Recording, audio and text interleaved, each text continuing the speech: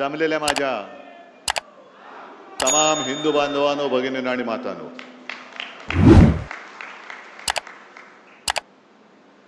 पावसाळ्याची नुकती सुरुवात होते. पावसाळा लांबला होता आणि आपण सगळे ग्रामीण भागातले आहात. अनेक जण इकडे शेतकरी असतील, आहेत का रे? तुम्हाला सगळ्यांना धन्यवाद देतो, कारण तुम्ही तुमची शेतातली कामं सोडून इथे आलात आणि पावसाळ्याची आपण वाटच बघत असतो. कारण एकदा का पाऊस पडला की नवीन कोंब फुटतात. तसा हा माझा पावसाळा आहे. सगळ्या कार्यकर्त्यांचा प्रेम हा माझा पावसाळा आहे. अनेक जण सडलेली पानं गेली तरी परत पाऊस पडतो आणि नवीन कोंब उगवतात. आणि ते नवीन कोंब उगवणारे तुम्ही कट्टर निष्ठावान शिवसेना प्रमुखांचे जीवाला जीव देणारे शिवसैनिक आहात. तसं पाहिलं तर आता शांत आहे. जरा कॅमेरामन जरा खाली बसलं तर बरं. कॅमेरे सेट करा आणि प्लीज खाली बसा.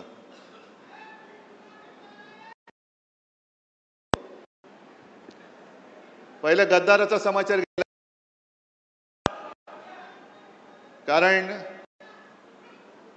कारण हे गद्दार काही वेळेला माझी चूक होते आणि म्हणून पहिल्या प्रथम माझं कर्तव्य आहे की माझ्या सांगण्यावरून जे तुम्हाला मी एक बुजगावणं दिलं होतं त्याला अक्षरशः रक्ताचं पाणी करून समोरून पावसाचा धबधबा पडत होता तरी देखील कशाची तमा न बाळगता तुम्ही निवडून दिलात. त्याच्याबद्दल मी तुमच्या सगळ्यांची तर माफी मागतोच, पण तमाम या यवतमाळ आणि वाशिम लोकसभा मतदारसंघातील मतदारांची माफी मागतो की तुम्ही केवळ आणि केवळ शिवसेना प्रमुखांचा चेहरा आणि माझा शब्द या भरोश्यावरती या गद्दाराला निवडून दिला होतात.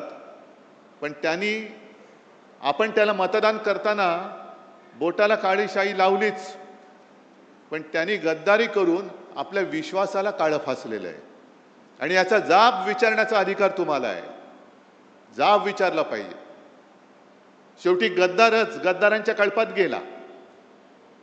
आता गद्दारांचा कळप म्हणजे काय की 3-4 वर्षापूर्वी गद्दार शिरोमणी जो बसला तिकडे मिंदे, त्यांनी 40 आमदार फोडले आणि या विदर्भामध्ये जेव्हा बैल पोळा होता तेव्हा त्या बैलांवरती लिहिलं होतं 50 खोके एकदम ओके. आता मला सांगा, तेव्हा आमदाराचा भाव 50 असेल, 50 खोके, तर खासदाराचा किती असेल? म्हणजे हा एक धंदा झालाय. निवडून यायचं असा शेतकरी. आता तू बोललास ना रे दादा, पीक विमा मिळालेला नाहीये, हमी भाव मिळत नाहीये, पण निवडून यायचं, आपला हमी भाव वाढवायचा आणि विकून टाकायचं सगळं काही. मी मुद्दामून एक क्लिप इकडे ऐकवणार आहे तुम्हाला की शेवटी फसगत कशी होते. एक मिनिट थांबा. हे गद्दार खासदार त्यावेळेला काय बोलले होते, पुढे गेले, थांबा. आणि त्या जेव्हा हिंदू हृदय सम्राट वंदनीय बाळासाहेब ठाकरेंचं एक वाक्य मला आजही आठवते की मी वयाच्या 15व्या वर्षी शिवसैनिक झालो आणि त्यावेळेस त्यांनी मला ते कानावर आहे की जेव्हा कोणी संकटात असेल तेव्हा जात पात धर्म न पाहता त्याच्यासाठी आपण धावून गेलं पाहिजे. आज शिवसेना संकटात होती. माझी आई 83 वर्षाची होती. तिनं सुद्धा सांगितलं की शिवसेनेसाठी आपल्याला जायचं. थोडेसे गदगद झालेले आहात आईची आठवण काढून. तर आता आईची आठवण आलेली आहे. मला सांगितलं होतं शिवसेनेला सहकार्य करत, म्हणून आज मोठ्या प्रमाणावर त्या ठिकाणी आईचं स्वप्न तुम्ही पूर्ण करताय आणि म्हणून तुम्ही ठाकरेंबरोबर उभे राहिले. बिलकुल ठाकरे साहेब.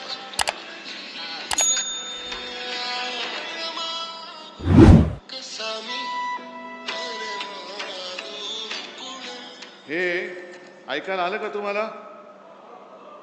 आईला काय वाटेल? आईची शपथ घेऊन जर गद्दारी करणार असेल तर खरोखर आईला काय वाटत असेल? आणि चूक आपल्या सगळ्यांची झाली, विशेषतः माझी झाली. आईची शपथ घेतल्यानंतर ह्यांनी पूर्वी एकदा आपल्याशी गद्दारी केली होतीच. तरी परत आले. आणि परत आल्यानंतर तुम्ही आता या टेपमध्ये ऐकलं असेल की जेव्हा कोणी संकटात, अरे एवढे शिवसैनिक असताना शिवसेनेवरती संकट येऊच शकत नाही, तुझी काळजी कर, माझी करू नकोस, माझी करू नकोस. आजपर्यंत एकदा झालं ना, शिवसेना संपली, पक्ष चोरला, चिन्ह चोरला, तरी ठाकरे उभा आहे. मग आमदार फोडल्यानंतर शिवसेना संपली होती, तर तुमच्या विरोधात नाकावर टिचून या सर्व तमाम जनतेने 9 खासदार आपल्या हक्काच्या मशालीवरती निवडून आणले होते. ती फोडण्याची वेळ का आली? त्यावेळेला आपल्याला चिडवलं जात होतं, तुमचे 18 खासदार मोदींच्या चेहऱ्यावर निवडून आले, मोदींच्या चेहऱ्यावर निवडून आले. अरे मोदींच्या समोर देशात लाट असताना माझ्या या शिवरायाच्या महाराष्ट्राने मोदींच्या भाजपला आडवा करून त्यांच्या छाताडावरती हक्काचे शिवसेनेचे आणि महाविकास आघाडीचे 31 खासदार बसवले होते. कुठे गेली ती मोदींची लाट? आणि विकास निधी जे काय बोंबलतायत, एकूण 2 वर्षामध्ये लोकसभेमध्ये हे किती वेळा हजर होते? काय आंदोलन म्हणून काय केली त्यांनी? जे आंदोलन आपण केली, शेतकऱ्याला कर्जमुक्त, मी काय उपकार नाही केले, पण एक अनपेक्षितपणाने मुख्यमंत्री पदाची जबाबदारी मला स्वीकारावी लागली. कोणीही मागितली नव्हती, पण मी माझं कर्तव्य मानलं की आपला हा अन्नदाता आहे. सगळेजण म्हणतात मी शेतकऱ्याचा मुलगा आहे, मी शेतकऱ्याचा मुलगा आहे. अरे मग मुलगा असेल तर शेतकऱ्याच्या मुलाच्या निष्ठेला जाग ना, तू का शेतकऱ्याची गद्दारी करतोयस? पण कोणी न मागता मी माझं कर्तव्य म्हणून जे काय करता येणं शक्य होतं, 2 लाखापर्यंतची पीक कर्जाची जी काय एक रक्कम होती ती त्यातनं मी मुक्त केलं होतं. शेतकऱ्याला मिळाली होती की नव्हती एवढं मला सांगा. काय त्रास झाला होता? नाव काय, अमुक काय, तमुक काय, हे काय, जन्म कधी झाला, जन्म झाला की नाही झाला? अरे समोर उभा आहे तरी विचारतो जन्म झाला की नाही झाला? यांची फसवणूक करण्याची जी काय वृत्ती आहे ही सगळी गद्दार वृत्ती आहे. म्हणजे आता मी मध्यंतरी वाचलं, तुम्ही पण वाचलं असाल, आता आपल्याकडे ते SIR सुरू होत आहे. रेशन कार्ड, आधार कार्ड, पॅन कार्ड, आता पासपोर्ट, हे तुमचं भारतीय नागरिकत्वाचा दाखला धरला जाणार नाही. मग काय करणार? भाजपचं सदस्यत्व एवढंच तुम्ही धरणार? आम्ही नाही आहोत भाजपचं सदस्य, कारण हा भारतीय जनता पक्ष नाहीच आहे. असाच जर का वागला तर हा पाकिस्तान जनता पक्ष होतोय की काय, अशी आम्हाला तर चिंता वाटायला लागलेली आहे. कारण यांनी गद्दारी जी केलेली आहे, गद्दारी तुमच्या आमच्याशी केलीच. गद्दारी स्वतःच्या आईबरोबर केले, गद्दारी शिवसेनेबरोबर केले, गद्दारी तुमच्याबरोबर केले. आणि एवढंच नव्हे तर जो उल्लेख आता संजय राऊत यांनी केला, राम मंदिराच्या दानपेटीतले पैसे चोरले जात आहेत, चांदीच्या विटा चोरल्या गेल्या आहेत. शिवसेनेने देणगी दिली होती, तिचं काय झालं माहिती नाही. चांदीच्या विटा दिल्या होत्या, त्याचं काय झालं माहिती नाही. शिलापूजन, स्वतः शिवसेना प्रमुख गावोगावी फिरले होते, यवतमाळमध्ये सुद्धा आले होते. तिकडे सगळीकडे पूर्ण महाराष्ट्र शिवसेना प्रमुखांनी पिंजून काढला होता. राम मंदिर वही बनाएंगे, काय एक वातावरण झालं होतं. आणि तमाम हिंदूंना यांनी सगळ्यांनी साथ घातली होती. हिंदूंच्या भावनेशी गद्दारी करणारे हे भारतीय जनता पक्ष आहे. आज हा हिंदुत्वाचा अपमान आहे. ही गद्दारी शिवसेनेशी नाही, गद्दारी हिंदुत्वाशी केलेली आहे, गद्दारी या देशातल्या हिंदूंशी केलेली आहे. जाब फक्त या गद्दाराला विचारून नाही चालणार, जाब भारतीय जनता पक्षाला विचारावं लागेल. आपल्याकडे काय होते की जेवढ्याच तेवढं करून आपण विसरून जातो. ज्याप्रमाणे विधानसभेत आपलं सरकार यांनी पाडलं, गद्दारी करून पाडलं. 2.5 वर्ष तुम्ही राग तुमचा धुमसट ठेवला होता आणि तो राग त्यांना लोकसभेमध्ये दाखवून दिला. यांना काय वाटतंय की आता काही नसताना काही केलं तरी चालतंय. लोकांची स्मरणशक्ती किती आहे? किती आंदोलन करतील? 1 आठवडा करतील, 1 महिना करतील, 2 महिने, 3 महिने, 6 महिने, 3 वर्षांनी जेव्हा निवडणूक येईल तेव्हा आम्ही बघू. नाही, हा राग विश्वासघाताचा जो राग आहे तो धुमस्ता ठेवला पाहिजे. तुम्हाला जी मतं दिलेली आहेत ती जनता ही जिवंत माणसं आहेत. त्यांच्या न्याय हक्कासाठी म्हणून तुम्हाला मतदार तिकडे त्यांनी खासदार बनवून पाठवलं होतं. आणि विकास निधी कोणाला लागतोय? विकास निधी फक्त काय भाजपच्या बापाच्या मालकीचा आहे का? भाजपच्या विरुद्ध जे खासदार निवडून आले तिकडे भाजपचे मतदार नाही आहेत? आणि भाजपच्या विरोधात ज्यांनी मतदान केली ती जनता माझ्या समोर आहे, पूर्ण राज्यभर पसरलं, देशभर पसरलेली आहे. ही जनता तर काय पाकिस्तानमधून आलेली नाही ना. आणि मग विकास निधीसाठी जर का काम अडलं असतं तर जो उल्लेख आपल्या आमदार साहेबांनी केला, देरकर साहेबांनी केला, तुकडोजी महाराज, गाडगे महाराज यांना का विकास निधी लागला नाही? गाडगे महाराजांनी सुद्धा इकडे या विदर्भात खूप काम केलं. दशसूत्र त्यांची प्रसिद्ध आहे. जो भुकेला असेल त्याला अन्न देणं, जो तहानलेला असेल त्याला पाणी देणं, ज्याच्याकडे घर नाही त्याला घर देणं, ज्याच्याकडे वस्त्र नाही त्याला वस्त्र देणं आहे. आणि त्यांनी उभं केलं, एक समाजकार्य उभं केलं, स्वच्छता मोहीम राबवली. कुठे विकास निधी वाचून त्यांचं काम अडलं होतं? कोणतेही सत्तापद त्यांनी भोगलं नव्हतं. ना कधी आमदार झाले होते, ना कधी खासदार झाले होते. पण लोकांना शिक्षण दिलं म्हणून इतक्या वर्षानंतर सुद्धा लोक मुख्यमंत्री किंवा या गद्दाराला मानण्याच्या ऐवजी गाडगे महाराजांना नमस्कार करतात, तुकडोजी महाराजांना नमस्कार करतात. तुकडोजी महाराजांना सुद्धा राष्ट्रसंत म्हणतो. का म्हणतो आपण? आज आपण सगळे हिंदू म्हणून जय श्रीराम म्हणतोच, जय शिवराय सुद्धा बोलतो, हर हर महादेव सुद्धा म्हणतो. तसंच तुकडोजी महाराजांची जी काही भजनं होती त्या भजनातनं त्यांनी एक राष्ट्रभक्तीचं बीज रोवलं, ते या विदर्भामध्ये रोवलं आहे. त्यांच्याकडे पैसा अमाप आहे, साधन सामुग्री अमाप आहे. आमच्याकडे काय आहे? आमच्याकडे जिवंत माणसं आहेत. आणि तुकडोजी महाराज जे बोलले होते, तुकडोजी महाराज जे बोलले होते, जे शब्द, कदाचित शब्द मला आता पूर्ण शब्दाच्या आठवणार नाही. पत्थर सारे बॉम्ब बनेंगे, भक्त बनेगी सेना, झाडू झडेले शस्त्र बनेंगे, नाव लगेगी किनारे. काय नाही तर आहेत ना दगड आहेत, ते बॉम्ब बनतील. सगळी माझी भक्तांची सेना आहे, ते सैन्य होईल. हातामध्ये जे काही आहे ते शस्त्र होईल. आणि त्यातनं आपल्याला स्वातंत्र्य मिळालेलं आहे. स्वातंत्र्य हे निवडणूक जिंकून मिळालेलं स्वातंत्र्य नाहीये, तर इंग्रजांशी लढून मिळवलेलं स्वातंत्र्य आहे. मग तेव्हा लोकमान्य टिळक बोलले असते, काय करणार, विकास निधी मिळत नाही. महात्मा गांधी बोलले असते विकास निधी मिळत नाही. कशाला? आज जे तिकडे बसलेत फोडाफोडी करणारे, त्यांनाच मी विचारतोय. अटलजी तर गेले, अडवाणी साहेब आज त्यांना तुम्ही अडगळीत टाकले. काँग्रेसशी लढत असताना यांना कधी विकास निधी चणचण भासली नाही ती? अटलजी आणि अडवाणीजी कधी जर त्यांनी असं म्हटलं होतं आम्ही आता काँग्रेसमध्ये जातो कारण आम्हाला विकास निधीच मिळत नाही, तर मोदींचा राजकीय जन्म झाला असता का? अमित शहाचा राजकीय जन्म झाला असता का? आणि यांना फोडाफोडी का करायचे? तर तोच की तुमच्या प्रश्नापासून तुमचं दुर्लक्ष झालं पाहिजे. पीक विमा नाही मिळाला तरी चालतंय, तुम्हाला दुसरं काहीतरी दिलं का तुम्ही त्याच्या मागे लागता.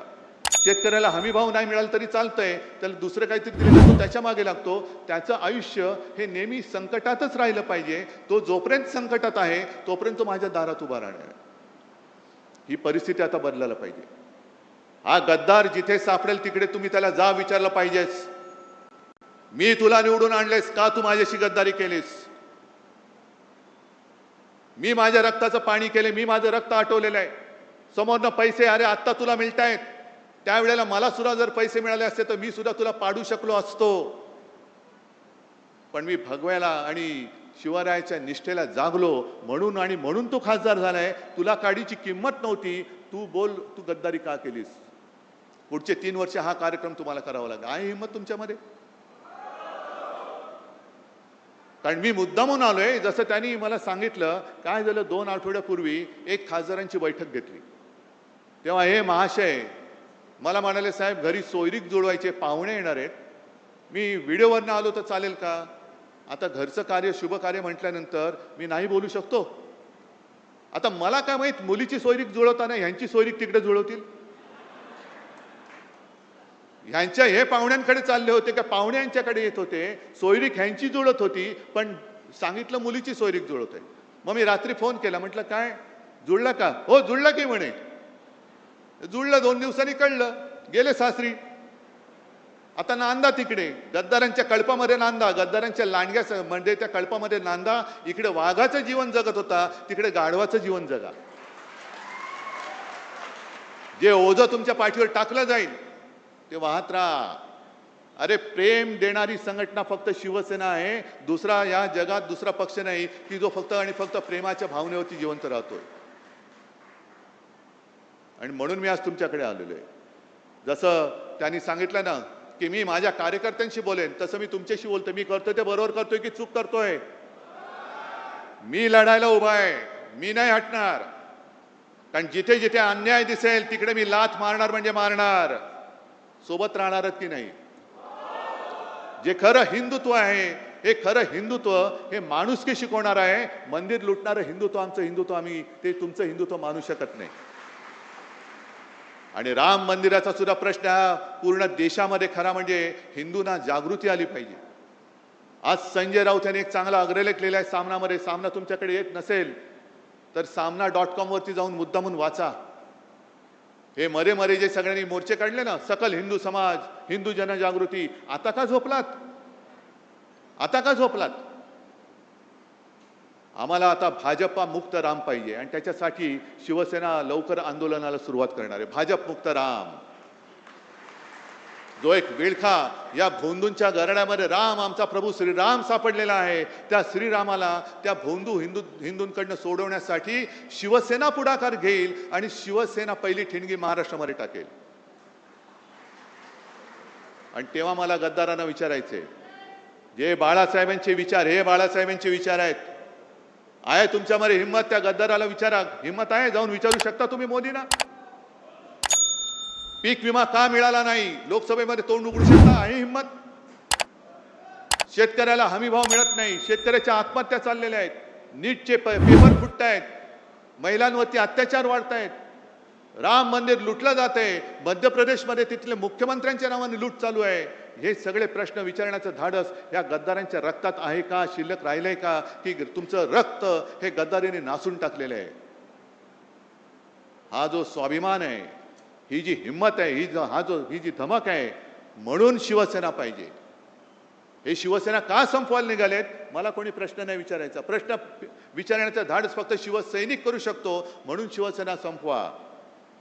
नाही संपू शकत. जोपर्यंत प्रश्न संपत नाहीत, जोपर्यंत हा हृदयामध्ये आग लागलेला शिवसैनिक संपू शकत नाही, तोपर्यंत ठाकरे आणि शिवसेना कोणी संपू शकणार नाही. आणि या पुढचा काळ जो आहे, हा काळ यांनी बरोबर असा निवडलेला आहे की निवडणुका नसतानाही फोडाफोडी करून टाका. आणि फोडाफोडी आपल्याला किती लोकांना आठवत असेल की लोकसभेच्या वेळेला जेव्हा मी आलो होतो तेव्हा त्यांची घोषणा काय होती?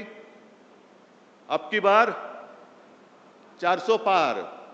आणि मी घोषणा दिली होती अबकी बार तडीपार. आता तेच त्यांचं काम सुरू आहे. कारण यांना काय करायचंय? डॉक्टर बाबासाहेब आंबेडकरांनी लिहिलेल्या घटनेमध्ये बदल करायचंय. 2/3 बहुमत 400 पार निवडणुकीत नाही झालं तर फोडाफोडी करून कर. आणि एकदा का संख्या झाली का मग घटना बदल, घटनेत पाहिजे तसे बदल करून टाक. समोर आहे कोण विचारायला? कारण सगळेच फोडलेले आहेत, सगळेच त्यांनी पक्षात घेतलेले आहेत. ही सगळी गुलामगिरीची राजवट आणि हुकुमशाहीची राजवट ही रोखण्यासाठी बाकी देश उठेल तेव्हा उठेल, पेटेल तेव्हा पेटेल, पण निदान साधू संतांची परंपरा लाभलेला, उगाच आपण बोलत नाही शाहू फुले आंबेडकर, छत्रपती शिवाजी महाराज, तो परंपरेला लाभलेला महाराष्ट्र हा जागा राहणार आहे की नाही आणि त्यांच्या समोर उभा राहून त्यांना प्रश्न विचारणार आहे की नाही, हा प्रश्न मी तुम्हाला विचारतोय. हे काम एवढं सोपं नाहीये. नुसतं गद्दार झाला म्हणून त्याला 4 शिव्या दिल्या नाही. त्यांनी गद्दारी का केली? तर तुमचं स्वातंत्र्य हिरावून घेण्यासाठी तो त्या गद्दारांच्या कळपात सामील झालेला आहे. तुमचं स्वातंत्र्य तुम्ही कोणाला असं हिरावून देणार आहात? मग आजपासून कामाला लागला पाहिजे पुढचा खासदार हा पुन्हा एकदा आपल्या भगव्याचा कट्टर शिवसेना एकच. गद्दार सेना म्हणजे शिवसेना नाही. कोणी उपरा आला आणि कोणाचंही नाव कोणाला दिलं आम्ही मानायला तयार नाही, उपऱ्याला मानायला तयार नाही. शिवसेना फक्त एकच, भगवा फक्त एकच. आणि त्या भगव्याचा शिवसेनेचाच खासदार 2 वर्षांनी 3 वर्षांनी, कारण हिंमत तर होणार नाही राजीनामा देण्याची, जेव्हा केव्हा निवडणूक होईल तेव्हा परत आपला खासदार निवडून आणण्यासाठी आजपासून तयारीला लागा. आहे तयारी? जरा जोरात सांगताय? नाही, एवढा जोर आला पाहिजे की छप्पर उडाला पाहिजे, दिल्लीपर्यंत पोहोचला पाहिजे हा आवाज. बोला एकदा. चला, तुम्हाला सगळ्यांना मी खास धन्यवाद देतो आणि नम्रपणाने सांगतो की जोपर्यंत तुम्ही माझ्यासोबत आहात तोपर्यंत मी कोणाला घाबरत नाही. जोपर्यंत तुम्ही माझ्यासोबत आहात तोपर्यंत कोणी किती प्रयत्न केले तरी ठाकरे काय शिवसेना ही कोणी संपू शकणार नाही. आणि तो विश्वास माझ्यात आहे आणि त्या विश्वासाच्या जोरावर या अन्यायाला तोडून फोडून टाकल्याशिवाय मी राहणार नाही. एवढं एक वचन मी आपल्याला देतो आणि आपली रजा घेतो. जय हिंद, जय महाराष्ट्र. गर्जा हिंदुस्तान चॅनलला सबस्क्राईब करा आणि ताज्या घडामोडी जाणून घेण्यासाठी बेल आयकॉनवर प्रेस करा.